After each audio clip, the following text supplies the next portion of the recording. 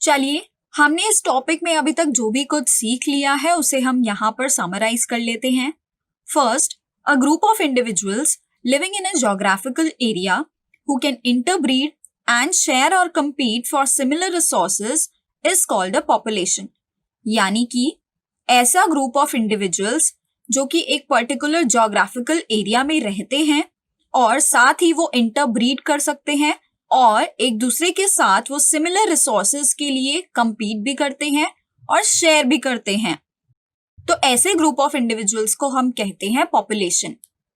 Second is, if the age distribution is plotted for the population, the resulting structure is called an age pyramid. The shape of the pyramids reflects the growth status of the population, whether it is growing or stable or declining.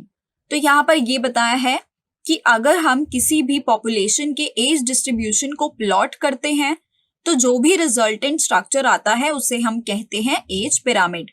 और age pyramid की shape जो होती है वही population की growth status को बताती है कि क्या वहां पर पॉपुलेशन ग्रो कर रही है, डिक्लाइन कर रही है या फिर वो स्टेबल है। और point is, natality refers to the number of the births during a given period in the population that are added to the initial density। natality का मतलब होता है कि एक गिवन पीरियड ऑफ टाइम में पॉपुलेशन के अंदर कितने बर्थ्स ऐड हो रहे हैं उसे ही हम natality कहते हैं। वीडियो को हम यहाँ पर पॉज कर देते हैं। इन पॉइंट्स को आप सभी अपनी नोटबुक में नोट कर लें।